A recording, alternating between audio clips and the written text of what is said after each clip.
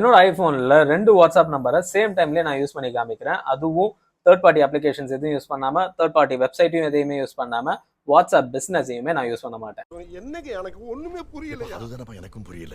இதை யூஸ் பண்ணாமே நான் என்னோட ஐபோன்ல 2 வாட்ஸ்அப் நம்பரையும் சேம் டைம்லயே ஆன்லைன்ல வச்சு காமிக்கிறேன். இந்த மாதிரி டிப்ஸ் அண்ட் ட்ரிக்ஸ் எல்லாம் தெரிஞ்சுக்கணும்னா என்னோட சேனலை ஃபாலோ பண்ணிட்டு உங்க ஃப்ரெண்ட்ஸோட இந்த வீடியோவை ஷேர் பண்ணி விட்டுருங்க.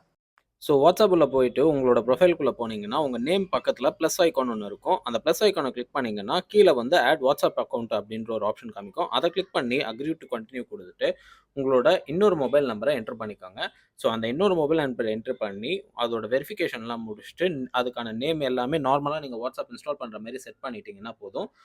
ஸோ இப்போ இந்த வாட்ஸ்அப் அக்கௌண்ட்லேருந்து அந்த வாட்ஸ்அப் அக்கௌண்ட்டுக்கு ஸ்வாப் பண்ணுறதுக்கு நார்மலாக நம்ம இன்ஸ்டாகிராம்லலாம் யூஸ் பண்ணுற மாதிரி ப்ரொஃபைல் ஐக்கானை கிளிக் பண்ணிவிட்டு அங்கே ஒரு ஆரோ மார்க் காமிக்கும். அந்த ஆரோ மார்க்கை கிளிக் பண்ணிங்கன்னா எந்த வாட்ஸ்அப் நம்பரை நீங்கள் யூஸ் பண்ணணுன்றதை நீங்கள் சூஸ் பண்ணிக்கலாம். ஸோ இப்படி ஒரு அப்டேட் வந்தது உங்களுக்கு இப்போ தான் தெரியும்னா என்னோட பேஜை ஒரு ஃபாலோ பண்ணிவிட்டு இந்த வீடியோக்கு ஒரு லைக் பண்ணிவிட்டு உங்கள் ஃப்ரெண்ட்ஸோட ஷேர் பண்ணிடுங்க.